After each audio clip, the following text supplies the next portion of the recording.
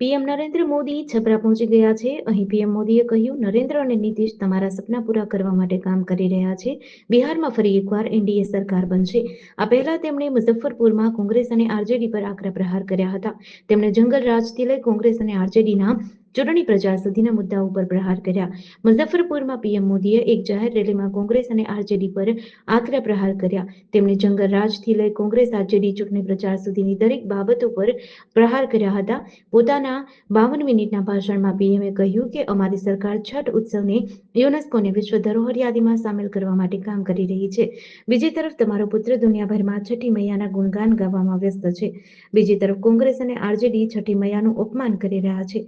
શું કોઈ ફક્ત મત મેળવવા માટે છઠ્ઠી મૈયાનું અપમાન કરી શકે છે? બિહાર અને દેશના લોકો આ અપમાન ક્યારેય ભૂલી શકશે નહીં. તેઓ યોગ્ય જવાબ આપશે. પીએમ મોદીએ કહ્યું, વિકસિત ભારત માટે બિહારનો વિકાસ થવો જોઈએ. આરજેડી અને કોંગ્રેસ ક્યારેય બિહારનો વિકાસ કરી શકશે નહીં. હવામાન વિભાગ દ્વારા રાજ્યમાં હજી 4 દિવસ ભારેથી અતિભારે વરસાદ પડવાની આગાહી કરાઈ છે. દક્ષિણ સૌરાષ્ટ્ર અને દક્ષિણ ગુજરાતના ઘણા સ્થળોએ છેલ્લા 2 દિવસમાં સરેરાશ 4 થી 12 ઇંચ જેટલો વરસાદ પડી ચૂક્યો છે. આવતીકાલ સુધીમાં ગુજરાત પર ડીપ ડિપ્રેશન ત્રાટકવાની તૈયારી હોવાથી આ કમોસમી વરસાદ ખેડૂતો માટે વધુ ખરાબ સાબિત થઈ શકે છે. ધોધમાર વરસાદની સાથે 55 થી 65 કિલોમીટર પ્રતિ કલાકની ઝડપે પવન પણ ફૂંકાશે, જેથી માછીમારોને 5 દિવસ દરિયો ન ખેડવા સૂચના અપાઈ છે. હવામાન વિભાગની આગાહી પ્રમાણે ગીર સોમનાથમાં અતિભારે વરસાદ પડવાનું એલર્ટ છે, જ્યારે પોરબંદર, જૂનાગઢ, રાજકોટ, અમરેલી, ભાવનગર, બોટાદ, સુરત, ભરૂચ, અમદાવાદ, ગાંધીનગર, સુરેન્દ્રનગર, આણંદ, ખેડા અને વડોદરામાં ભારેથી અતિભારે વરસાદની આગાહી છે. રાજકોટ રેલવે ડિવિઝન દ્વારા મુસાફરોની સુવિધાઓ વધારવા માટે સતત પ્રયાસ કરાઈ રહ્યા છે. જે અંતર્ગત જૂનાગઢમાં યોજાનાર પરિક્રમા મેળા દરમિયાન મુસાફરોની વધતી ભીડ અને તેમની સુવિધાને ધ્યાનમાં રાખી જૂનાગઢ પરિક્રમા માટે સ્પેશિયલ ટ્રેન ચલાવવામાં આવનાર છે. જેમાં પશ્ચિમ રેલવે દ્વારા વિશેષ ભાડા પર વેરાવળ ગાંધીગ્રામ વચ્ચે દૈનિક સ્પેશિયલ ટ્રેન ચલાવવાનો નિર્ણય કરાયો છે. ટ્રેન રાજકોટ ડિવિઝનમાંથી પસાર થશે. ટ્રેન નંબર 09226 વેરાવળ ગાંધીગ્રામ દૈનિક સ્પેશિયલ ટ્રેન 31 ઓક્ટોબર 2025 થી 10 નવેમ્બર 2025 સુધી વેરાવળથી દરરોજ રાત્રે 9:20 કલાકે પ્રસ્થાન કરશે. બીજા દિવસે સવારે 8 વાગે ગાંધીગ્રામ પહોંચશે. ટ્રેન નંબર 09225 ગાંધીગ્રામ વેરાવળ દૈનિક સ્પેશિયલ ટ્રેન 1 નવેમ્બર 2025 થી 11 નવેમ્બર 2025 સુધી દરરોજ ગાંધીગ્રામથી રાત્રે 10 વાગ્યે પ્રસ્થાન કરશે અને બીજા દિવસે સવારે 8:45 વાગ્યે વેરાવળ પહોંચશે. ગાંધીનગરના સેક્ટર 21 સ્થિત સદસ્ય નિવાસમાં આવેલા ધારાસભ્યના એક ક્વાર્ટરમાંથી યુવક અને યુવતી ઝડપાતા ચકચાર મચી છે. આ ક્વાર્ટર વાંસદાના ધારાસભ્ય અનંત પટેલનું હોવાનું જાણવા મળ્યું છે. ઘટનાની જાણ થતાં પોલીસે બંનેને સ્ટેશન લાવી પૂછપરછ કરી, પરંતુ કોઈ શંકાસ્પદ ગતિવિધિ ન જણાતા નિવેદન લઈ તેમને જવા દીધા હતા. ત્યારે ગઈકાલે મધરાત્રે ગાંધીનગર સેક્ટર 21 ખાતે આવેલા ધારાસભ્ય ક્વાર્ટરમાં એક કપલ રોકાયેલું હોવાની માહિતી સેક્ટર 21 પોલીસને મળી હતી. પોલીસ તાત્કાલિક ધારાસભ્ય અનંત પટેલના ફાળવેલા ક્વાર્ટર પર પહોંચી તપાસ દરમિયાન ત્યાં એક યુવક અને યુવતી હાજર હતા. મામલાની ગંભીરતાને ધ્યાનમાં રાખીને સેક્ટર 21 પોલીસ મથકના સેકન્ડ પીઆઈ આરજે સિસોદિયાએ તેમને પોલીસ સ્ટેશન લાવીને પૂછપરછ કરી હતી. ધારાસભ્ય ક્વાર્ટરનો આ પ્રકારે ઉપયોગ થતા સદસ્ય નિવાસમાં ફફડાટ ફેલાયો છે. દક્ષિણ કોરિયાના બુસાન એરપોર્ટ પર અમેરિકાના રાષ્ટ્રપતિ ટ્રમ્પ અને ચીનના રાષ્ટ્રપતિ શી જિનપિંગ વચ્ચે થયેલી બેઠકમાં વેપાર કરારને અંતિમ સ્વરૂપ આપવામાં આવ્યું છે. જોકે તેના પર હજુ સુધી હસ્તાક્ષર થવાના બાકી છે. ટ્રમ્પે દક્ષિણ કોરિયાથી અમેરિકા જતા વિમાનમાં પત્રકારો સાથે આ માહિતી શેર કરી હતી. તેમણે ચીન પર 10% ટેરિફ ઘટાડવાની જાહેરાત કરી. બદલામાં ચીનના રાષ્ટ્રપતિ શી જિનપિંગ અમેરિકા પાસેથી મોટી માત્રામાં સોયાબીન ખરીદવા રાજી થયા છે. ટ્રમ્પે કહ્યું, મેં ફેન્ટાનાઇલને કારણે ચીન પર 20% ટેરિફ લાદ્યો હતો, જે ખૂબ જ વધારે હતો, પરંતુ મેં હવે તેમાં 10%નો ઘટાડો કર્યો છે.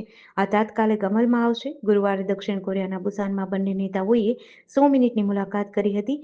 તેમના વ્યસ્ત સમયપત્રકને કારણે બંને નેતાઓ બુસાન એરપોર્ટ પર મળ્યા હતા.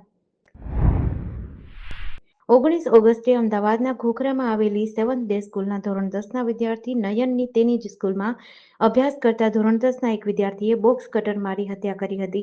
ત્યારબાદ સ્કૂલને લઈને ડીઈઓ દ્વારા તપાસ કરાઈ હતી. આ તપાસમાં સ્કૂલ ગેરકાયદે ઊભી કરવામાં આવી હોવાનો ઘટસ્ફોટ થયો છે, જેના પગલે સ્કૂલ સરકાર હસ્તક લઈ લેવા માટે શિક્ષણ વિભાગને પત્ર લખાયો છે. 10,000 વિદ્યાર્થીઓના ભાવિને ધ્યાને લઈ આગામી દિવસોમાં સ્કૂલ સરકાર હસ્તક થઈ જાય તેવી શક્યતાઓ છે. આગામી દિવસોમાં સ્કૂલ વિરુદ્ધ કાર્યવાહી કરાશે. આ અંગે ડીઈઓ રોહિત ચૌધરીએ જણાવ્યું કે સેવન્થ ડે સ્કૂલ ગેરકાયદેસર ઊભી કરાઈ છે, જેના કારણે સત્તાધીશોએ હજારો આશાસ્પદ વિદ્યાર્થીઓના વાલીઓ તેમજ સરકારની આંખમાં ધૂળ નાખવાનો પ્રયાસ કર્યો છે. સ્કૂલના સત્તાધીશો વિરુદ્ધ આગામી દિવસોમાં ગુનો નોંધાય તેવી શક્યતા છે. અમરેલી જિલ્લાના ધારેશ્વર ગામની ધાતરવડી નદીમાં મંગળવારના રોજ 3 સગાભાઈ અને સહિત 4 યુવકો ડૂબ્યા હતા, જેમાં બુધવારે 2 યુવકોના મૃતદેહ મળ્યા હતા. જ્યારે આજે વહેલી સવારે 40 કલાકની શોધખોળ બાદ 2 યુવકના મૃતદેહ મળ્યા છે. નદીમાં પાણીનો પ્રવાહ વધુ અને પથ્થર હોવાથી રેસ્ક્યુ ઓપરેશનમાં મુશ્કેલી આવી હતી. અમરેલી જિલ્લાના રાજુલાના ધારેશ્વર ગામની ધાતરવડી નદીમાં મંગળવારે 3:30 વાગ્યાના અરસામાં 3 સગાભાઈ સહિત 4 યુવાન ડૂબ્યા હતા. મોડી રાત સુધી શોધખોળ બાદ એકય યુવકનો પત્તો લાગ્યો ન હતો. જોકે બુધવારે વહેલી સવારે ફરીથી શોધખોળ કરતા 7:30 વાગ્યાના અરસામાં એટલે કે 15 કલાકે એક યુવકનો મૃતદેહ મળ્યો. ઘટનાના 26 કલાક બાદ અન્ય એક યુવકની લાશ મળી, જ્યારે બીજા 2 યુવકના મૃતદેહ આજે વહેલી સવારે લગભગ 40 કલાક બાદ મળ્યા. અમદાવાદમાં રહેતા નિવૃત્ત રેલવેના લોકો ઇન્સ્પેક્ટર સાથે સાયબર ગઠિયાઓએ 30.65 લાખ રૂપિયાની છેતરપિંડી કરી છે. નિવૃત્ત ઇન્સ્પેક્ટરની શેરબજારમાં રોકાણ કરવાનું કહીને તેમની વિગત મેળવી શરૂઆતમાં 25 લાખ પડાવ્યા, જે બાદ તેમને 44 લાખ રૂપિયાનો નફો બતાવ્યો. નફાની રકમ ઉપાડવા બીજા 5 લાખ ભરાવ્યા હતા.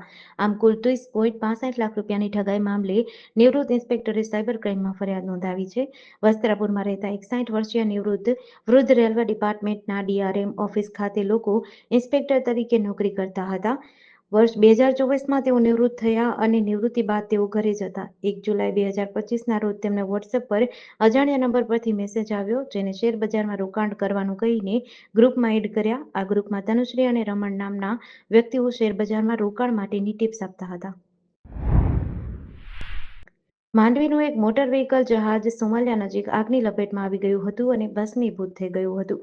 સદભાગ્યે જહાજ પર સવાર તમામ 16 ખલાસીઓનો આ દુર્ઘટનામાં બચાવ થયો હતો, પરંતુ કરોડો રૂપિયાની કિંમતનું જહાજ દરિયામાં બળી જતા મોટું નુકસાન થયું છે. આ ઘટના ગઈકાલે બપોરે બની, જ્યારે માંડવીની હાજી એન્ડ સન્સ પેઢીનું ફઝલ રબ્બી વહાણ સોમાલિયાના કિસ્માયુ બંદરેથી દુબઈ જવા રવાના થયું. પોર્ટથી 8 નોટિકલ માઇલ દૂર પહોંચતા જ જહાજના એન્જિનમાં ટર્બો ફાટવાના કારણે આગ લાગી હતી. આગ ઝડપથી આખા જહાજમાં ફેલાઈ ગઈ. પરિસ્થિતિ કાબુ બહાર જતા જહાજ પર હાજર તમામ 16 ખલાસીઓએ પોતાનો જીવ બચાવવા માટે દરિયામાં કૂદી પડ્યા હતા. ગુજરાતના બીજા નંબરના મોટા અનાજ માર્કેટ તરીકે ઓળખાતા દાહોદ અનાજ માર્કેટમાં બુધવારે બપોરે એક સનસનાટીભરી ચોરીની ઘટના બની હતી. 7 થી 8 જેટલી સાતિર મહિલાઓ ભિખારીના વેશમાં ફિલ્મી અંદાજમાં વેપારીની દુકાનમાં ઘૂસી હતી.